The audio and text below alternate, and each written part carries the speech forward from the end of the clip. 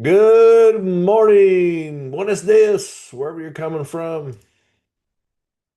If you hablo español. How's everybody doing? Can y'all hear me loud and clear? My mic's not still muted. I got my cup of coffee,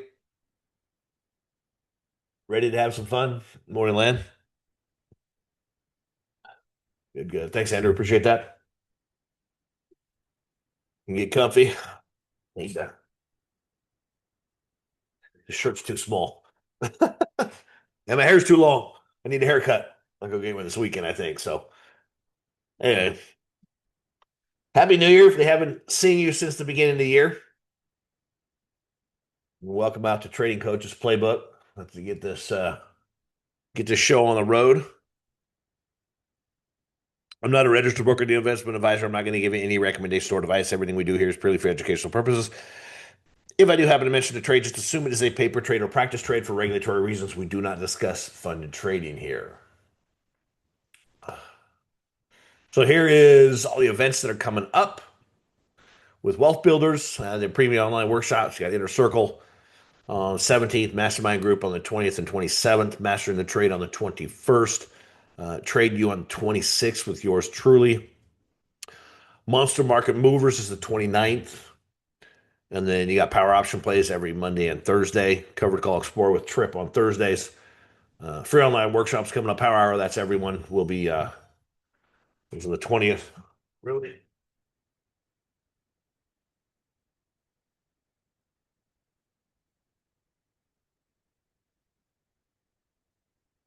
Phone for some reason is ringing off the hook today.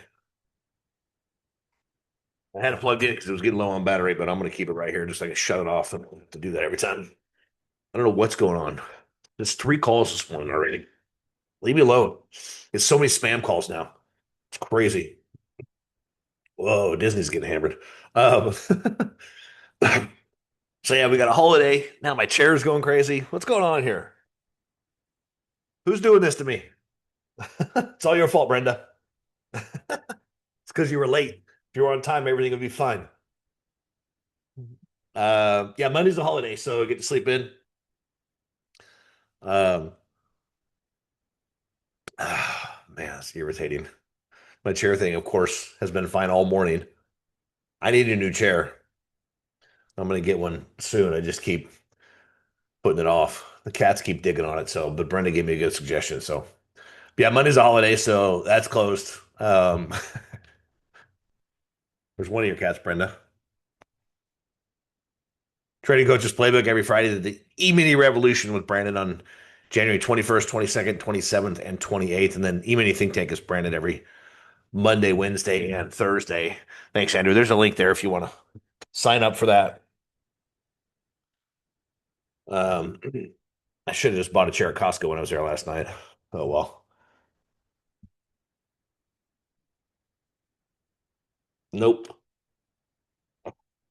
Yes, if we haven't met, I'm a crazy cat lady now. I have two inadvertently. I accidentally acquired a Maine Coon a couple years ago, and then my neighbor decided I needed a second one. So sometimes I have to kick them off. There's all uh, the social media platforms that we're on. You can follow us all on there. Um, if we haven't met, those are the tools that I have created over the years, and that's exactly why. Uh, Irritating cat.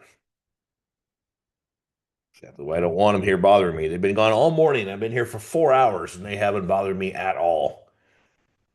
As soon as we get here.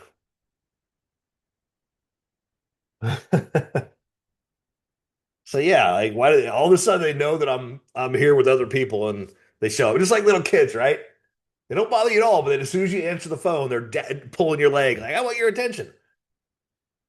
So never thought I'd be a crazy cat. I didn't think I'd ever have cats at all. I get a dog if I had more space and more time, but I don't. So anyway, so Pat is a Flash, Weekly Whispers, and Small Accounts, Big Returns are all tools that I've created over the years. So if you thanks Andrew, he put those there too. So you have trials to those if you want to test them out.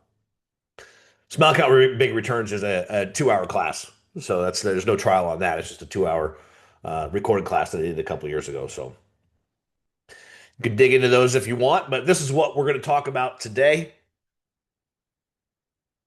as I enjoy my coffee.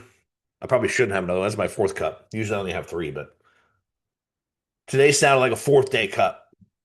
So trading a sloppy, choppy market, which is where I'm at now. I have been since the end of 21. I've been bearish, and that never really changed until started to think recently. With we've had breakouts of the Russell, and the transports broke north a couple months ago. So there are indications, at least from a technical perspective, we have gotten more bullish, which surprised me. But at the same time, it has happened. Things have broken out. So technically speaking, we're bullish, but I think we're gonna have some drawdowns this year. I think it's more likely than not, especially in the first 2 or 3 months. I think the next 3 months is the odds of a pullback are pretty high, I think. So, but then I think we're gonna be mostly sideways, I think, this year. That's my opinion. So we'll see. Unless, I mean, obviously none of us have a crystal ball. A black swan could show up, something crazy could happen. Obviously, there's a lot of geopolitical events going on right now all over the world, and none of them have created any kind of panic in the market. I don't know if any of them will. It's entirely possible. I just heard yesterday there's supposedly a credible news report that Russia is debating whether or not to nuke Germany and the UK. Which at first I was like, that's crazy. And then supposedly the source is legit, saying that it's a fact that they've discussed that. And it's like, that's nuts. Apparently they tested out one of their hypersonic missiles in Ukraine. And so, I mean, God forbid something like that happens, which obviously I don't think anybody wants to see. But then again, I mean, Putin does seem pretty insane. So even though I'm not going to get into politics, it does definitely can have an impact. What happens, policy that's set by our government can have a major impact on the overall market. So we have to pay attention to it. Doesn't matter what side you're on. The reality is that it's going to have this economic impact. That's one of the reasons I've gone from bearish to slightly more bullish is the Trump tax cuts have kicked in, and love them or hate them, it's going to put money in people's pockets, which is, considering we're a consumer economy, that's going to be good for people. I know my neighbor's a bartender. He's going to get probably a $300 a month raise just by not having to pay taxes on tips. So, and I know he'll get a lot bigger refund than he would have from last year because it was technically retroactive. So, um, and he was just complaining about being broke after Christmas. It's just not abnormal, right? And his car broke down again. I see a tow truck pull up here again because I have my office in the front of my house, right? So I can see out in the street. This tow truck pulls up again, and I'm like, I sent him a text, like, dude, your car's broken down again? I was like, I think it's time for a new one. He said, like, in the last year, he's had to replace the transmission, the motor, and now his something else went out. But he had it back in a couple of days, so it must have been quick and easy. Um,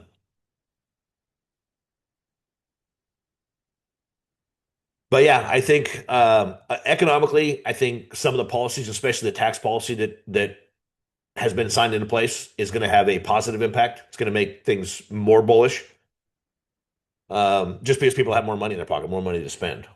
So, um, yeah, we'll see. Well, and honestly, Brenda, I mean, it's top 1% will get the bulk. Top 1% is what pays the bulk of the taxes. So when you look at who pays the bulk of the taxes, it's the top part of the bottom half of taxpayers don't pay anything. And the top 10% pay like 50 or 60% of the tax burden. So I don't have that mindset where I'm upset at or cranky because the rich people are getting the biggest tax breaks. They pay the most in taxes, so they should get it. So it should be proportionate. I'd prefer a flat tax if we're going to go there. I want a flat tax. Just everybody pays the same thing. Just a national sales tax, and then it doesn't matter how much you make. There's none of that junk in there. Everybody pays a sales tax on everything you buy. That would be a raise for the people that save money. They don't pay any tax or pay very little tax, right? People that spend a lot of money, they pay more tax.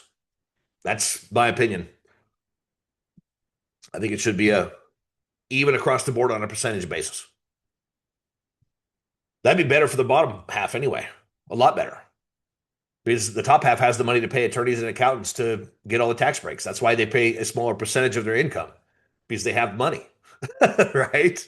So it's just the whole class wealth warfare thing. I can't stand. It's used as a political tool. That's the main reason it's there.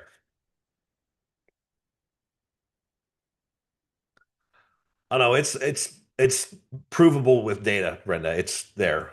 They pay the most hands down. So and it's there's no I mean, yeah, they have loopholes, but it still doesn't matter when you look at the actual pay. And that's based on personal income, I believe. The corporate income stuff is a whole different ballgame. But somebody that's making $2 million a year and that's what they claim on their taxes is paying way, way more than somebody that's making 50 grand a year. So just data wise. So anyway, again, I can't stand the whole class warfare crap. I think it's just BS. It's just stupid. That's why I prefer a flat tax. Everybody pays the same percentage. No matter what bracket you're in, it does not matter. But then again, then the political fights would go away. Because what are you going to do now? Yeah, the guy making $2 million a year is paying more because he just bought a Tesla or a Ferrari, so he's paying a lot more in tax. But again, that's just me. Um, so yeah, just getting it basically back to this trading the choppy, sloppy market, just a range bound. I think that's what we're going to have. We're going to have swings up and down. Volatility has increased a decent amount over the last couple months, and that usually is an indication of the end of a trend. When volatility gets crazy and wacky, that's usually the telltale sign. So you can tell when markets are just slowly grinding higher, which essentially been doing. That doesn't mean much, but then when you start to get that volatile action, and that's why, especially gold and silver right now, you look at what silver's been doing. It's moving 3, 4, 5, 6% every single day. It has been for like 2 weeks.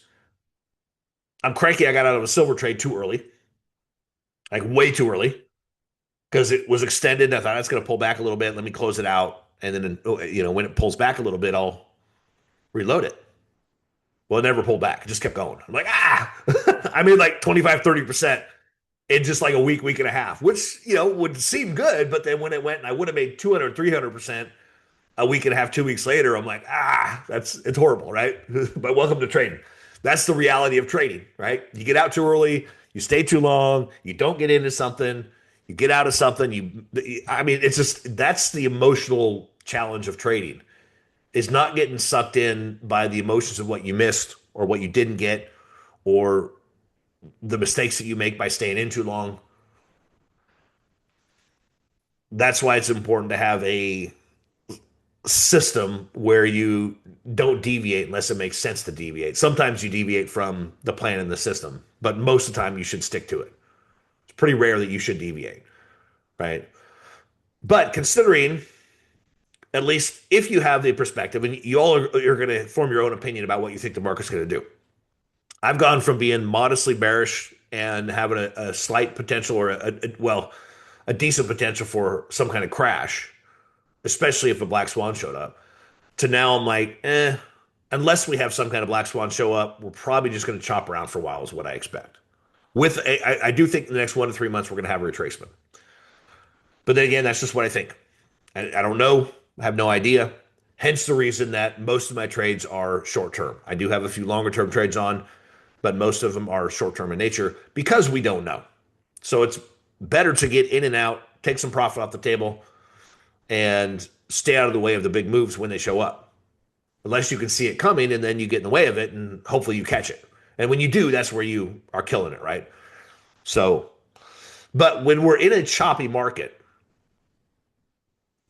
we're looking more for mean reversion types of strategies or counter trend strategies, right? So, mean reversion is if something moves big away from the mean, and as long as I don't forget, you can remind me if you want. And I've talked about it here before, is that mean reversion. We look at the mean of a stock, where it goes, and it doesn't very often stay out. That's what Bollinger Bands are for. We'll talk about that in a second. But because the stock doesn't get too far away from its mean without having some kind of retracement, right? They stay in a range, if you will.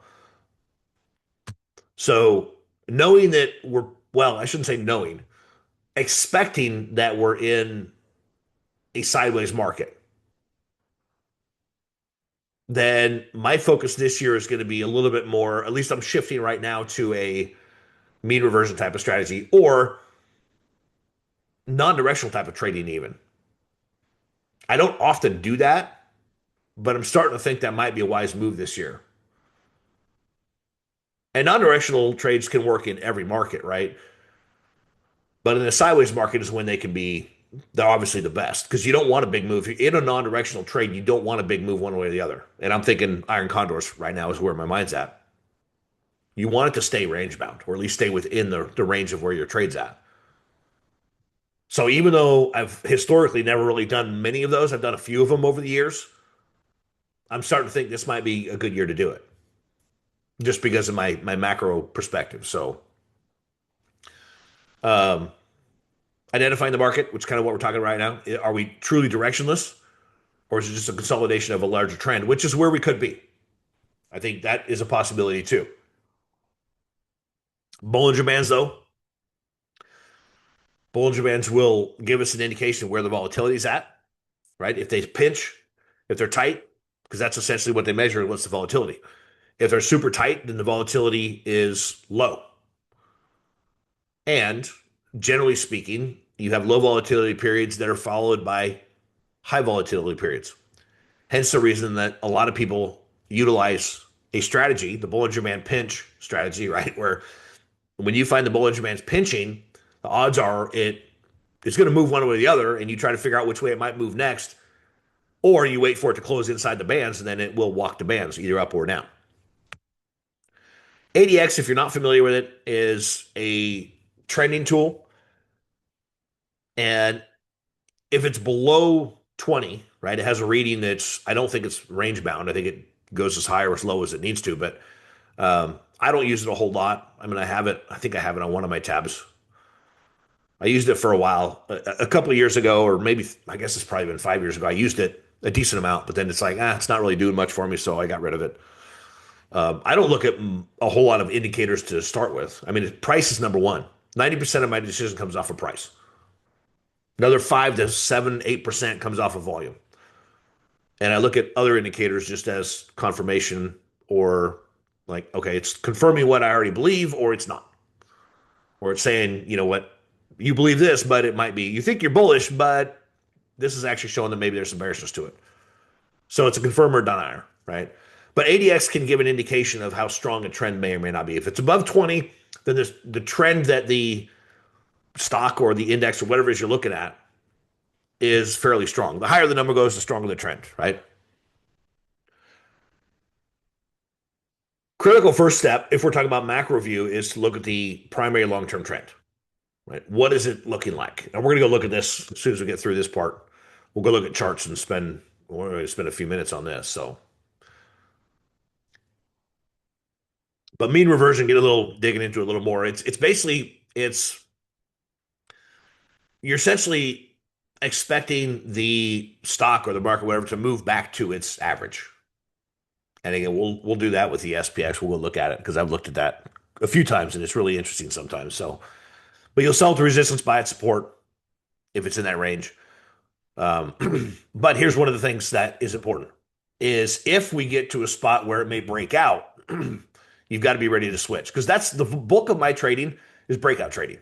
I'm looking for a pattern, some kind of pattern that says, it's bullish or it's bearish, and then a major support or resistance level for it to break out of, or breaking out of the pattern. I mean, head and shoulders is my favorite, right? If it breaks the neckline, then we're bearish. If an inverted head and shoulders breaks the neckline to the upside, then we're bullish, right? Same thing with triangles. If it breaks out of the triangle or flags, pennants, if they break out of the pattern. So this year, I'll probably mostly be on mean reversion type of trades, just short term, in and out. The stock's going to bounce most likely because it's dropped off or it's rallied a bunch too far outside of its normal range.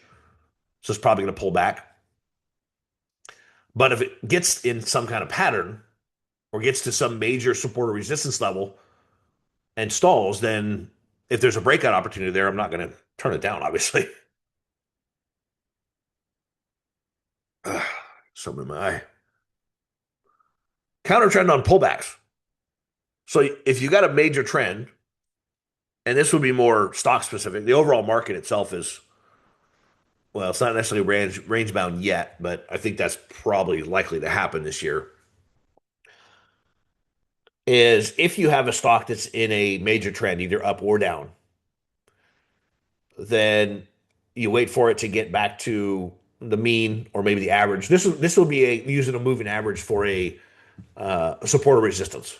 So if we get a stock that's in a nice rally, pulls back to the moving average, then that might be your entry point, right? If the moving average is about where the mean's at, there's a lot of different ways you can structure it, right? But um, if it's got a dominant trend that's bullish or bearish and it pulls back, that's your entry point, right? Some people use ATR, average true range, right? If you get a three times pullback, and this is where you can get into a lot of math and a lot of algorithmic type of strategies.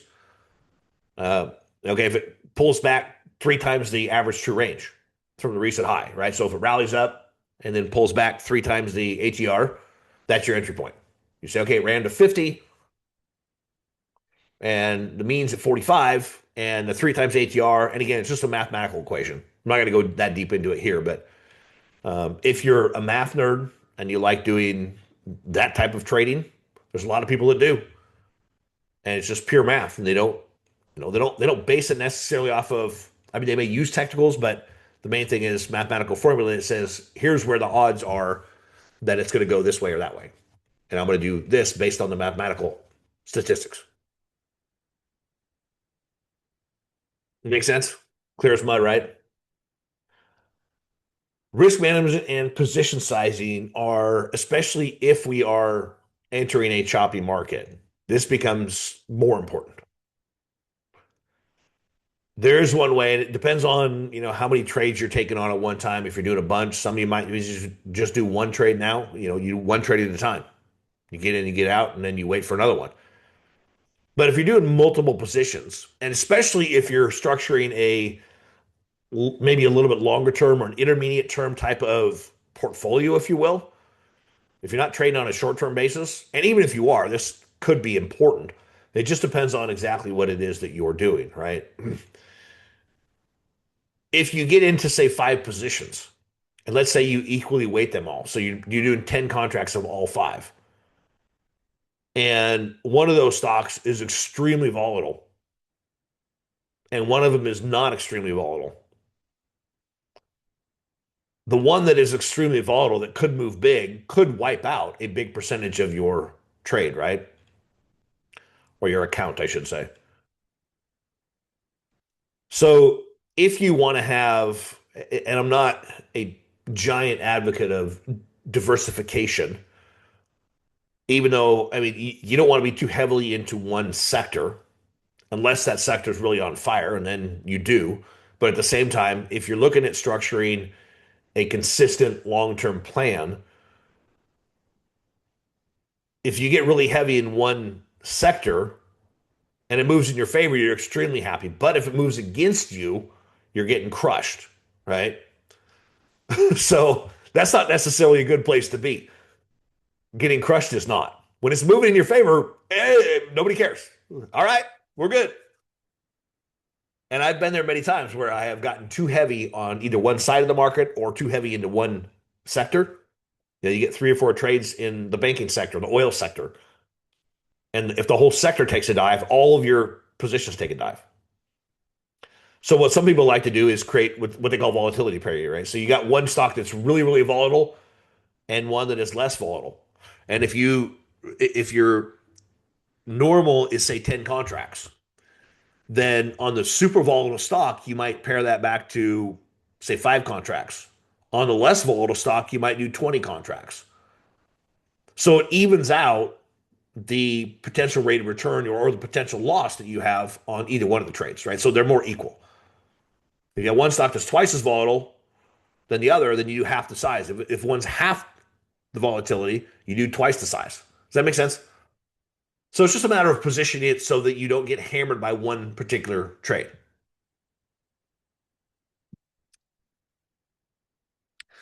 I think, and the last bullet point is the most important. I think keep it simple. Keep it simple. It's not, you don't have to have 15 million indicators. You don't have to have 15 million rules. You don't have to have all this stuff. In fact, the simpler systems are actually the most effective. It took me a long, long time to figure that out. And that's one of the reasons that 90 plus percent of my decision is based purely off of price and what price is doing. Because one day I realized that all these indicators, they're nothing more than derivatives of the price action. They are a mathematical formula that smooths out the price action. I used to look mainly at indicators. I didn't understand the price. It just goofy, was weird, didn't make sense. I didn't really understand it at a deep level. And so when you're in that place, you rely on these indicators because part of it is that they're pitched as they'll tell you which way the stock's going to go. Well, nobody knows which way the stock's going to go. We can analyze, we can come up with an idea of what we think is going to happen, but we don't know. Nobody knows for certain. But when I started back in 2000, it was pitched as this indicator, if it does this, then that means the stock's going to go higher. If it does this, that means the stock's going to go lower. And it doesn't, right? It just doesn't. But recognizing that those are mathematical formulas based off of the price, I realized that the price is the most important one. You want the most pure, accurate, timely information? Look at the price chart. That will give you all the information you need. You don't need the other indicators. Now, they come in handy for certain things, right? They can. I'm going to show you the MACD divergence. That's the only thing I use it for, but I'll show you that in a minute. Key volatility indicators, you got the VIX. The VVIX, which if you haven't heard of that is the volatility of the VIX. So it tells us how fast the VIX is moving. So you got the VIX, which measures volatility of the S&P 500. The VVIX measures how volatile the VIX is. And I've played around with it for the last few months because I just heard about it. I didn't even know it existed. It's a relatively new instrument. Um, and I haven't yet to figure out any effective way to use it. I barely look at the VIX. I look at it and I have it on my list to see where it's at, but it's not a big factor in my analysis. So, but some people use it. Some people use the VIX, and I believe there's options on the VVIX. Some people use the VIX as a hedging tool or a diversification tool, right? You can buy options on the VIX. So if you think the market's going to take a big old dive, then you go buy a bunch of calls in the VIX. The VIX is going to go up. The volatility increases. The VIX goes up. Your call options go up.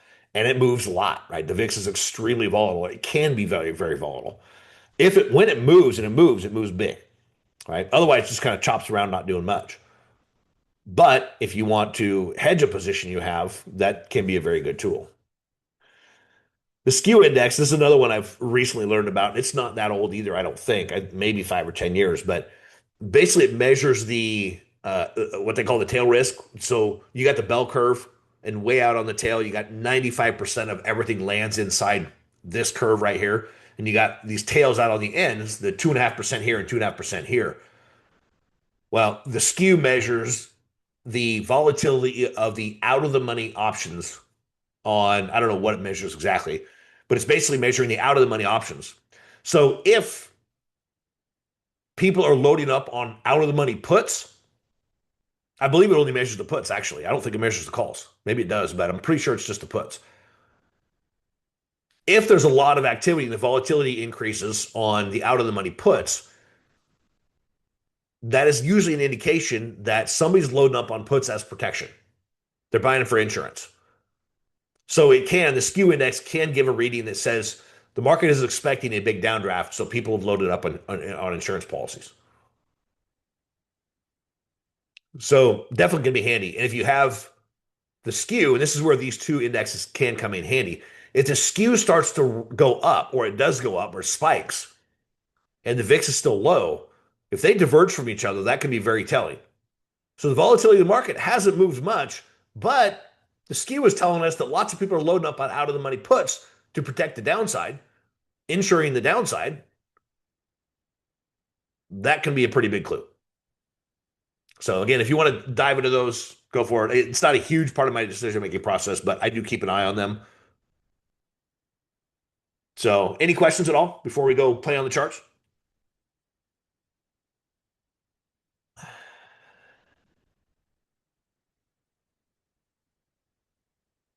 Nada? Oh, I just saw your Greenland thing. That's political. I won't go there. Let's close that down. I don't know why that's up there. All right. Any specific stocks you guys want to look at, you can drop them in the thing if you want. But here's where I think it gets interesting is so there's the SPX, right? Let me do mean reversion first before I forget about it. And I'm actually going to clean that up, just get rid of all that stuff. There's weekly. Let's actually do monthly. And then I'm going to go logarithmic. Oh, you had to bring up the SLV, didn't you, Brenda? That's the, that's the one I'm cranky at. Um, so there's a logarithmic chart of the SPX. If you're not familiar with logarithmic, so this is a static, right? You can see the numbers 500, 500. They're all 500. So it's equal amounts. And you can see back here in the 30s and stuff. It's just flatlined. When you go to logarithmic, watch the scale change. It now change. It scales it on a percentage basis. So especially on a long-term picture, if you're looking at longer-term charts, it's better to switch to logarithmic.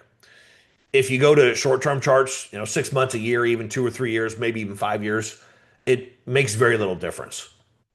So, and part of it depends on the volatility of the stock too.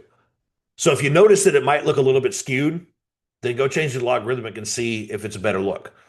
This scales it proportionally. So you can see, I mean, on the left-hand side there, that's the Great Depression crash, right? The 1929 crash. And then you had the Great Depression, which was born of political stupidity, but that's why they call it the Great Depression. Bad government policy that has a negative impact on the economy created the Great Depression. It probably would have been over a lot quicker if the government would have just gotten the heck out of the way and let the private market, let the capitalistic market take care of it. But that is what it is. It's what happens, right? It's what happens in all kinds of countries. It happens. But anyway, so let's do the. I've got a mean reversion tool here, regression line. I'm going to start from the very beginning of the market. Click right there and drag this up to today, the little pencil. And you can see the line's not up with the pencil because what this is doing is calculating the mean. So it's taking the closing price of every single period. In this case, it's the monthly charts. Takes the close. I'm going to let go of it right there. Takes the close of each monthly bar and comes up with the mean of it. From this date, whatever date I grabbed back in 1928, up till today. So that middle line is the mean of the closing price. And you can see, I mean, nice solid uptrend, but you notice when it gets outside of the mean, that's a two standard deviation. So if it gets way out above there, which you can see exactly what happened in 2000, this period right here. Well, I'll just put a vertical line right in the middle of it. That's the 90s, right? You got 94, 95 when the market broke north, right? We were already in a solid bull market from 1980. Market broke out of 100 basically. 1980 it rallied, I mean 300% from 82 to or where it broke out. It broke out in 1980. Shortly after Reagan got elected. It had been in a sideways market for years. And then Reagan got elected in 1980, it busted out. And then pulled back in mid 80s. We had a little recession, which that's why I think we're in a similar type of situation because you have similar types of policies being implemented that, the year, I think it was what, the first year, the second year after Reagan got in, we had a bear market for a couple of years. I think this peaked out in, the end of 1980 and in 82, it dropped off. We'd been in this just stagnant market for years and years and years. In fact, we'd sold off in the 70s. We had stagflation. We had all that stuff. And then Reagan implemented different policies, deregulated stuff, tax stuff, and the economy took off. But not until after we had a pullback because this was, it doesn't, political stuff doesn't take hold right away. That's what irritates me about people that get on and say, well, he hasn't done anything. He's been in office for, what, 12 months? These things don't just turn on a dime. You don't elect somebody, they get inaugurated, and boom, everything fixes itself. you know, it just doesn't work that way. And so it drives me nuts when you hear all these pundits like, well, he hasn't done anything. He hasn't done this. He hasn't done this. And this hasn't happened. Prices haven't come down. Give it time. Give it time. It's hard to be patient. I get it. But we're in a microwave society now where everybody wants everything now. You snap your fingers and it's fixed. It's just not reality. Um, and I mean, I find myself in that place too. Mentally, it's like I want it to be the way I want it now. I'm like that too. I got that same mindset, but I have to reel myself in and recognize and realize that it's not a microwave. You can't just pop in a dinner and have it done in 3 minutes. It takes time. So we'll see long term how things play out. But I think we're in a similar, like I said, a similar situation. Um, so will we have the same type of thing where we had this big rally? You know, we've had this big rally the last year. It's a very similar look. In fact, if we let me see if I can zoom in without losing it. Where's 1980? Yeah, okay. So here's 1980. Get rid of that line.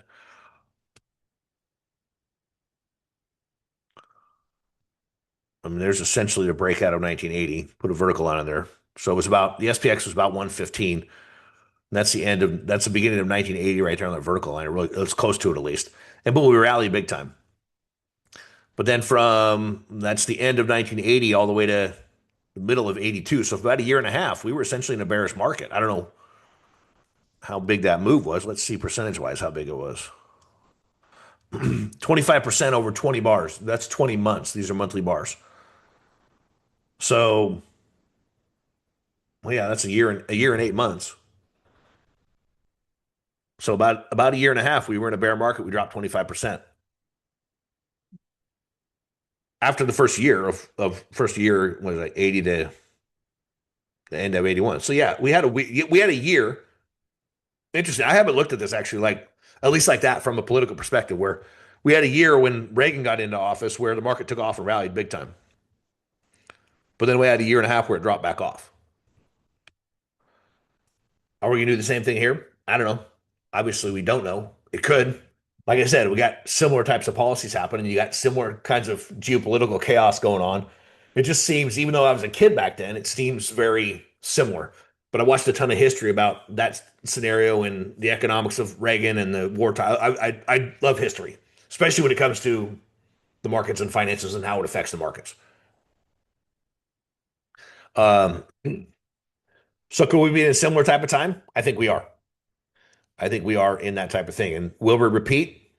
I That's what I'm kind of expecting is a repeat of this. So, in fact, you could even argue that because of oops, wrong way. The fact that we'd been sideways for 15 or 16 years and it was actually at the lower end. I mean, here's the crash of the 70s, right? I mean, I don't know how big that was, 72 to 74.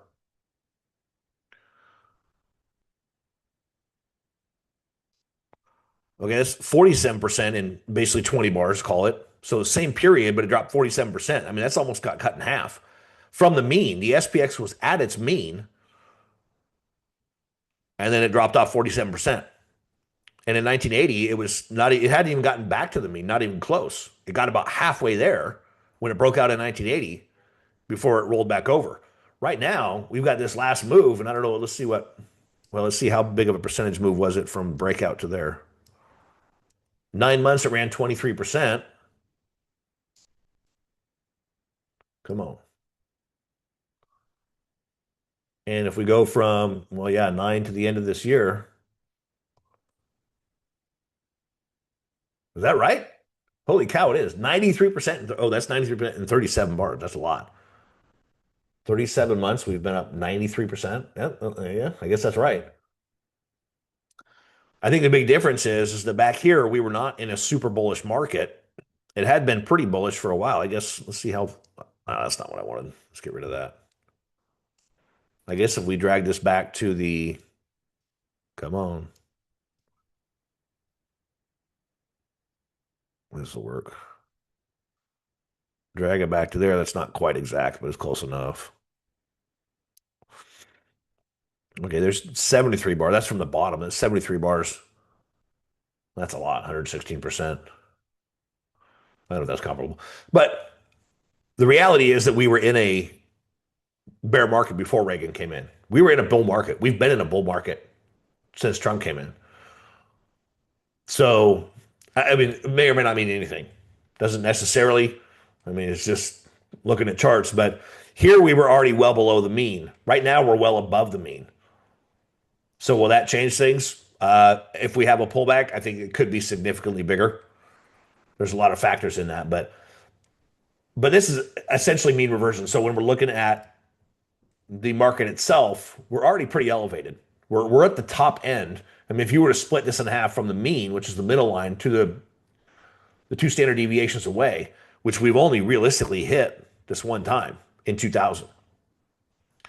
Could we repeat that and keep going all the way up here and do that again and tap that before it retraces? Again, I mean, nobody has a crystal ball, but it's interesting looking at this stuff and trying to figure out what might happen next. I think we're already too extended myself, but then again, I mean, this market can keep going for a long time. Irrational exuberance, as Greenspan said, can go for a long, long time. Now, there's where it gets interesting: is you move into a daily chart, leave that line where it is, and you can see that it's quite different.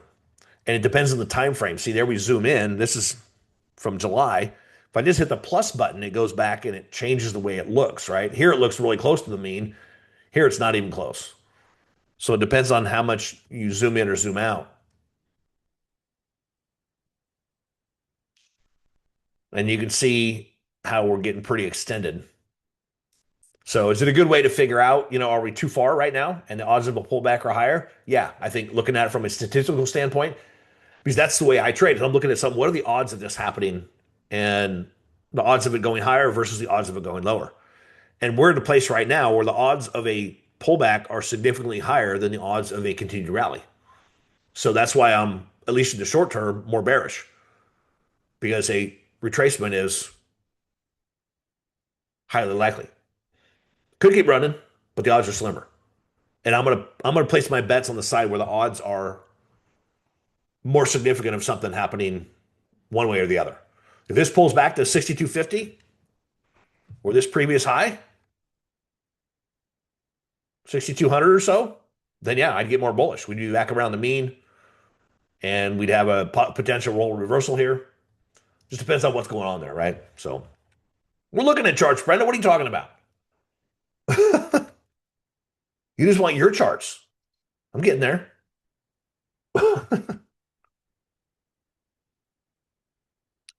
So anyway, if you're not familiar with mean reversion, that's essentially what it is. But you know what? Let's do this. Since um, I'm not, the spiders are going to look exactly the same as the SPX we just looked at. So I'm going to skip that. If you want an analysis on the spiders, then just take what we just looked at. That's exactly the same thing. So there's the SLV, which here's one of the reasons I love patterns. You can see there's a beautiful symmetrical triangle there. It's about as textbook as it gets. Expectation is for 7.5 points. The hard part of trading is when it does that and it breaks out and you get in and it runs and it runs and it runs and you peel it out, you take some profits and then it keeps running and then it runs way, way up there and gets up to here to like 65 and you're like, all right. And you get out of some of it here, and then you reload it and you get out, reload it, get out, reload it. I think I reloaded one of these about, I think it was 55, somewhere in, it was one of those days right there. I remember that bearish engulfing pattern going, don't love it, but at the same time, it was somewhere in that range, or maybe it was here when it broke out again because it broke out and rallied, and you take some profits, and then it breaks out again. And I think I was in right around 55, 57. It runs up to about 65. I'm like, this thing's way too far away if you look at the moving averages. Or maybe it was, I don't think it was that day. Maybe it was that day. No, it wasn't because it was back here around 65. I think it was this day right here. I'm looking at this going, and that's not the moving average I was watching. I don't remember which one it was. But I'm like, that thing's way too far away. It's probably going to pull back. So, I'm going to take all my money off the table, wait for it to pull back, and then I'll reload. And sure enough, 2 days later or 3 days later, it's at 71. I'm like, what I sold for like four and change was worth $11. And I'm like, and now it'd be worth about 20 or 25. I only paid three something for them. So, and they were long-term options. I didn't have to get rid of them. I just, the odds were that it was going to pull back and it didn't. So it's frustrating, aggravating because you leave a bunch of money on the table, but that's the way trading goes. You're always going to leave money on the table and you're very rarely going to catch the bottom or the top. In fact, in all my time, it was in 2001, I went down, did some day trading in Vegas with this guy I knew. And we were trading 20 to 50, even 100,000 shares of stock a day. And and all that time that I did that, I don't know how many. I probably day traded about 2 million shares in that. It was a short time that I traded with him, only 3 months, 6 months, something like that. I probably traded about 2 million shares. Only one time did I catch the exact top, and it was Fannie Mae. I think it was Fannie Mae. I put an order out above it. Said if it hits here, I'm gonna short 1,000 shares of it. Boom, went up and hit it and turned and dropped from there. For months, I used to go back and look at the chart. They went away, but I used to go back and look at the chart. Like, that's me. See the high of the day? That's me. But I've been trading for almost 26 years now. And I've probably two, three, maybe 4 million shares of day trading worth as far as day trading stock. I don't know how many options trades, lots, tons and tons and tons of them, probably thousands. And that's the only time that I ever hit the exact top once out of thousands and thousands and thousands of trades. So it just doesn't happen often. Like it's a once in a lifetime thing. I might maybe catch one or two more, if that. I'd be shocked if I hit one more. Um, but just out of curiosity,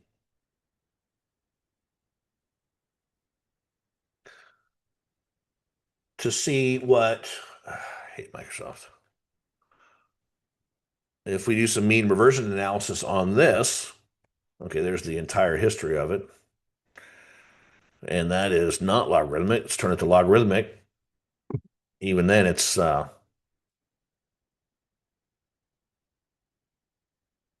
interesting. Let's see where just out of curiosity, we'll go from the very beginning, about right there to today. Oh, dang it. Caught going all the way to the end. But it's a whole different picture when you look at something like this versus the SPX. When you see something like this that has big moves. So that doesn't do anything for us as far as mean reversion. Sometimes you have a tool and it works, and other times it doesn't, right? Just because you have what's the old saying? If you have a hammer, everything looks like a nail, something like that, right? So not every tool works, so that wouldn't make sense there. But what could be interesting with this is, obviously you have the housing crash of '08, which this thing got sucked down and dropped off big time, but then it took off to the upside. And just out of curiosity, so there's a weekly chart, so 128 weeks, which is about 2 year, 52 weeks in a year. So yeah, that's a little over 2 years. We ran 400%. So if we take, we can't really say the bottom here. I mean, this thing crashed right along with the housing market. Looks like it probably did a reverse split. No, no, maybe not. It did an actual split. Huh. Regardless, this is adjusted. I guess I'd maybe start it from here, from where it's not really bottomed out right there. I guess this would probably be a more realistic spot to start from. So let's take that. Even though it's got a lot more time to it, that's more of a bottoming spot. But curious what the percentage move is. 580%, 302 bars. That's more than double the time. Curious if we take it and move it up to this kind of where it launched from, even though it's not identical, but there's 57 bars and 200%. So if we have a launch like we did, back in '07, '08, when the economy got weak and bad, then, this thing has another double to go. It could, right? We don't know that. But yeah, that's about half the time and half the percentage wise if you go from the bottom of this. Does that mean it will? Not necessarily, but it looks like a similar parabolic type of move like we had back here in '08. Went from 18 to 48. Actually, that might be a more accurate analysis to go from this point right here, which is 49 bars and 175. So are we going to have this coming next from here? Possibly.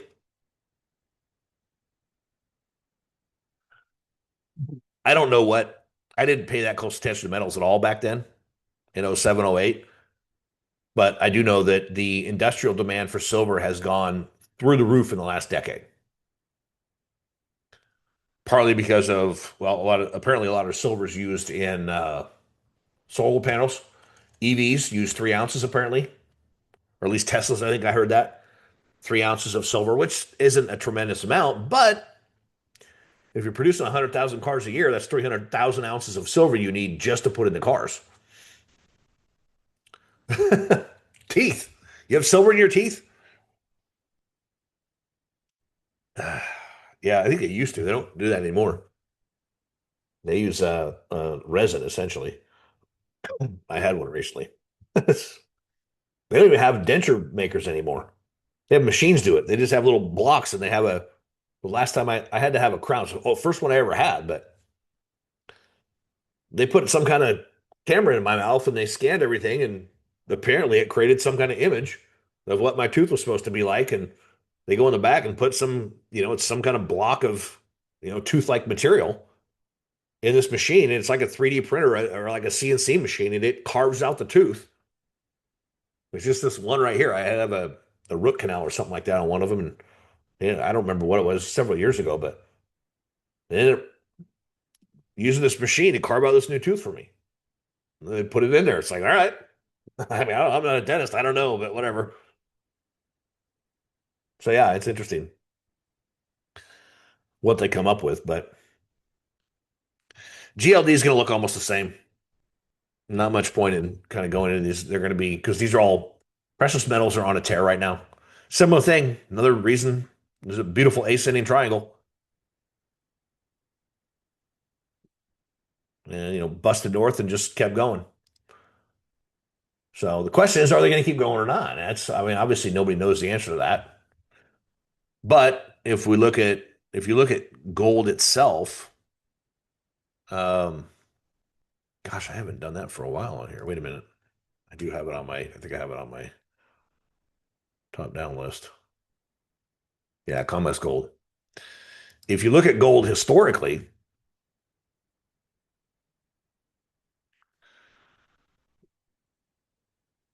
then, well, yeah, see, and I still have some of these on there. You look at the 70s when gold took off and rallied. In fact, let's make that semi-log. See, well, that totally changes the view, you see. So there's 40 bars went 550%. And these are monthly, so that's 40 months. Here we've got 34 months, and then we basically stagnated, kind of just went in this long-term bear market from the peaks in the 80s. When the economy got better, then gold just drifted lower.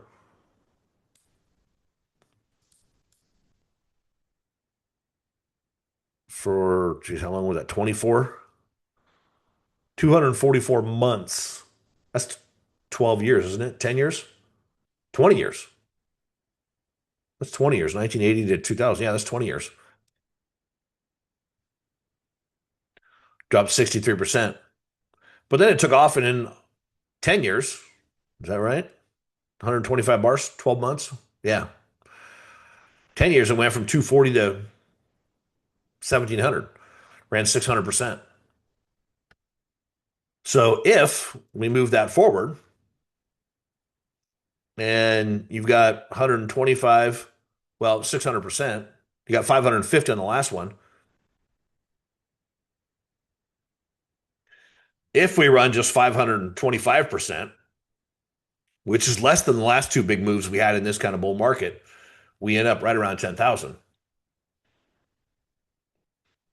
So it looks like historically we're in one of those, excuse me, it looks like we're in one of these moves. Question is it a 70s type of move?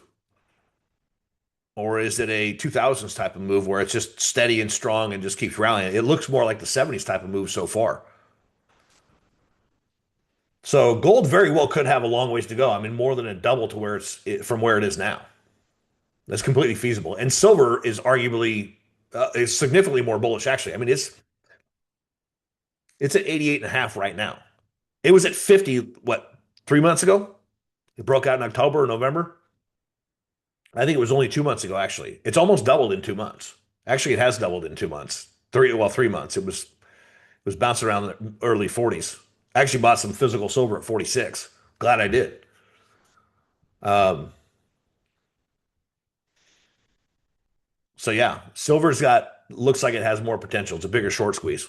Makes me mad I didn't buy a few futures contracts on it. Would have killed it. Right? Woulda, shoulda, coulda. Right. So, amen. I agree. Oh, you said amen. Oh, Amazon. Oh, I thought you said amen. I'll take an amen. Yeah, let's get away from the metals. Whoops. Oh, that is it. Okay, I accidentally did that. So there's Amazon. It is if you look at the well, let's start here. There's a head and shoulders there going on right now. We just formed the right shoulder. We had a couple right shoulders before, a little smaller. Now I like it better now, actually. If it rolls over and drops off from where it's at, we'll get rid of that. Ah. So yeah, we'll see how it plays out. That's might be a couple weeks away before it breaks down, and this might have to be adjusted. I don't like this line's the neckline's not too steep, but it's a little steeper than I would prefer. But let's look since we're talking about mean reversion. Let's just take a peek at that real quick. I don't think that's a daily, monthly. Yeah, monthly is going to be too much, but we changed it to logarithmic. And there's Amazon. Just curious. Try to grab. I'm going to grab the furthest left we can here. Come on. Go up to today. Interesting. It's actually in the lower half of its mean reversion over the last 20 or so years, 22, 23 years. So it is lagging. When you look at the SPX, it's in the upper half, right? It's above its mean. Amazon is below the mean. There's a lot of clutter there with all those things there, but of course that's the long term picture. Let's see what happens if we move in. It's going to look the same. No, it doesn't. See, it adjusts and changes, and that's what can be tricky about the mean reversion. If you go out a long ways, it completely looks different when you go here because that's just two zooms, three zooms. It's in the bottom half, and the mean's way up here. And I'm not sure. I don't think it's changing that line at all. It seems like it does, though, huh? It is. It's changing it based on the zoom. I don't use mean reversion a whole lot. So it's not one of those things that I rely heavily on. It's interesting to look at sometimes, and it gives you a little different perspective on a longer term picture of what it may look like. But we'll get rid of that. I mean, as you probably know, I'm a patterns guy. I'm looking for patterns like this. That's what I want to see: is a head and shoulders, a double top, triple top, bottoms, double bottoms, inverted head and shoulders. I'm looking for a pattern, and I'm waiting for it to break out of that pattern. So,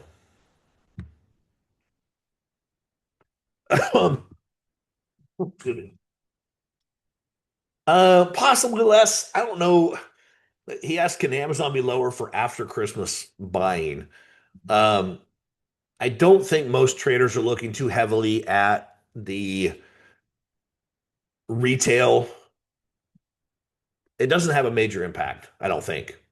People are looking out further. If the retail numbers would have been really, really bad or really, really good, that would have an impact. If they're just ho hum, unless something shocks the market, they're usually kind of like, eh. And Amazon's retail sales are relatively small. That's where they only make 1%. Their net profit, their net margin on retail is 1%. I've met guys high up people in Amazon that work on the retail side. They're like, yeah, our net profit on the retail side is 1%.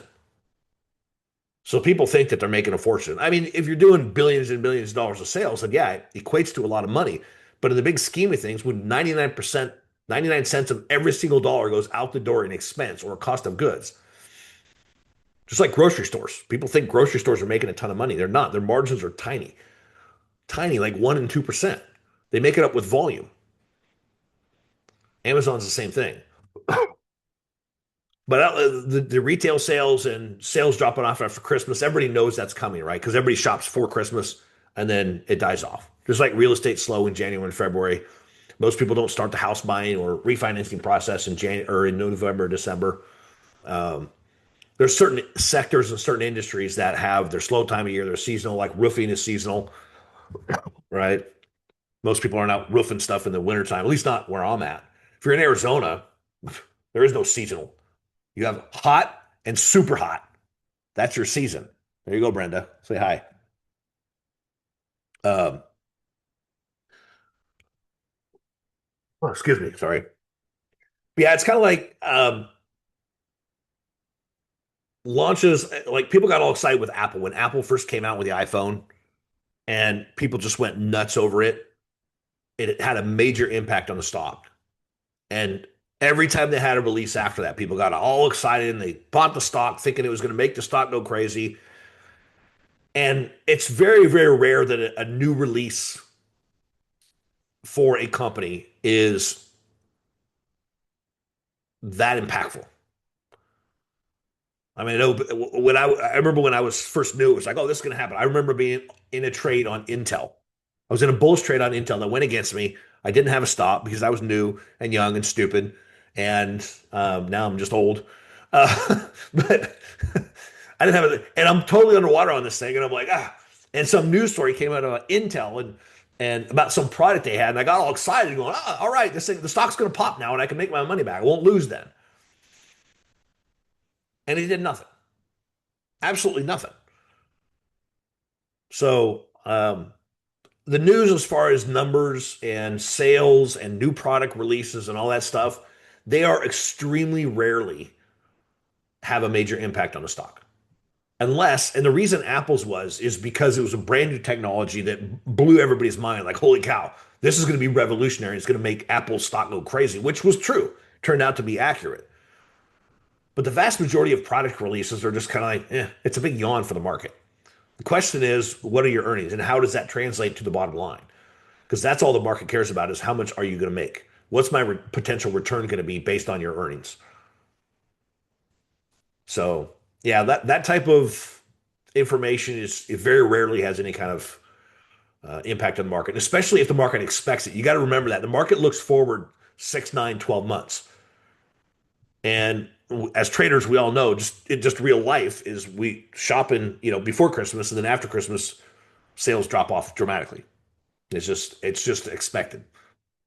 So the only time there's something, I guess the only way you have a major market move in something is when something that's unexpected comes up. If news comes out that's not expected, like we had CPI and PPI come out, and it was in line. Unemployment data was mostly in line. It was a little bit negative, but mostly in line, and the market just kind of yawns. But when the market gets surprised with something, that's a different story. So you got to remember to put them in the box they belong on. Is this shocking to the market, or is the market expecting it? So if the market's expecting it, or it's something that is well known, nobody cares most of the time, right? It's rare that it becomes a big deal. So hopefully that makes sense. It's kind of a runaround, but so you're welcome. Good question though. I like it. Anything else real quick? Now that we're a few minutes over. Any other questions? I didn't miss anybody. Somebody else? I didn't. Okay, yeah. All right. Well, good luck with all the trading. It is definitely a sporadic market. I'm sitting here looking at some of my positions, and some are going against me, some are going wildly in my favor, and so I'm kind of mixed right now. It's that, I'm happy about some, and some are others like, go the other way. But it's very choppy right now, and it's very back and forth, and it's very much a stock picker's market. I've actually kind of been in that camp for a year or so. Um, because there's some stocks that are absolutely tearing it up and other stocks that are getting hammered. So it's not like, usually in a strong bull market, you got 70 to 80% of stocks are all moving one direction. But I'll go through my list every week, and I just went through it yesterday. 333 stocks, and I'm just flipping through these just like this. I mean, it's and looking for patterns. You can see the first few are flagged already because there are patterns. But see, there's Alcoa. It's a metal stock. It went crazy, right? Because the metals have gone crazy. There's one I'm cranky about that I wasn't in. Excuse me. Gosh, this cough's annoying. But see, there's one that's tearing it up. There's one stalled out. ABBV, Airbnb's been just chopping sideways. Abbott's been sideways. ACM was getting trashed until just recently. There's an inverted head and shoulders, another beautiful example of a great pattern that has played out beautifully. Adobe's been getting trashed. You can see Adobe's, I mean, that's September of 23 when it peaked out at 625 and now it's at 300. Adobe's clearly not going well. AEO, that's a retail stock, which actually has been tearing it up for some reason. It's a double top there. Affirm, ProShares, that's AIG. Their CEO just left. That's why they're getting slammed. I don't know why they went up. ALab, that's kind of mixed. There's AMAT. Okay, semiconductors have been on a tear, right? This sector's been absolutely tearing it up. 161 to 324. That's a double in 4 months. No idea what that is. There's AMD, mostly bullish. Recently, it's had a little pop down, but American Homes for Rent. I think it's the second biggest owner of houses, rental houses, single family homes. They've been dropping off for last year or two. It's pretty volatile, but it's been in a downtrend for months. Amcor Technology, that one's rallying. Amazon's kind of stagnant. It's been sideways a few months. ANET, some of these, you can see it's kind of a mixed bag. What's that? AM technology hardware. Okay. See, you got pockets of some stocks that are tearing it up, and then you got Adobe that's been in a bearish trend. Another sideways, AR, Antero Resources. There's ARM Holdings, whatever that is. It's been pretty much sideways. You get a up move for a few months and a down move for a few months. ASTS. There's Broadcom. Went big, 150 to 375. I mean, almost triple into 400. Now we're in an ugly head and shoulders, but showing bearish signs. Here's one that has been bearish, and now it's reversed. So you can see it's really usually when we're in a solid bullish trend going one way, most of these are going to be solidly up. There's a semiconductor, $2 to $26 in 6 months. Crazy. And that right there can be a telltale sign that we're in a bubble. Because having these kinds of moves, this is what happened in 99 and early 2000. This is the kinds of move we had on certain stocks, and other stocks were sketchy. So we're in a similar type of scenario where you've got some that are just on a rocket ship, and other ones are falling off a cliff. And then you got some other, like this one's just chopping. There's Barrett. There's another one that I'm cranky about because I got out at 34, 35, and it continued to run. I got in that thing about 20. There was a double top on it. I was looking at playing the downside, but it ended up breaking north. But yeah, I got into that thing at 24, I think, originally. And I'm like, ah. I mean, I still made a killing on it, but it would have been a super killing. So, and there's Boeing just crazy, right? Rallied up, then dropped off, and this is kind of sporadic. A lot of that's news driven. There's another one, Baba. You can see that there is no, there's downward and sideways for BBY, Best Buy. There's a bank. Some of the banks have been on a tear lately. Another one, BE. You can see it's not. If it was a good solid bull market, there's another one, BF, Brown Foreman, whatever that is, bearish trend. We'd have 80% of these would be all bullish if the market was that bullish. There's another one, Burke, whatever that is. But you can see, I mean, you go through 333 of these and you see these. You see some are tearing it up like this, but this is a bank in New York that we're showing bearish just a few months ago, but now they've moved higher. There's BKR, what's that? Oh, Baker Hughes, oil and gas. Some up, some are down. It just depends. It's just all over. BMY, there's another one I made a tiny profit on, but I would have gotten stopped out, so I was okay, but I should have gotten back in. But woulda, shoulda, coulda. It's the worst syndrome in the market. So anyway, hopefully you got a little nugget or two out of here, and we'll see you next time in this one. Y'all have a great weekend and enjoy the holiday on Monday, sleeping in. All right, y'all. God bless. Bye bye.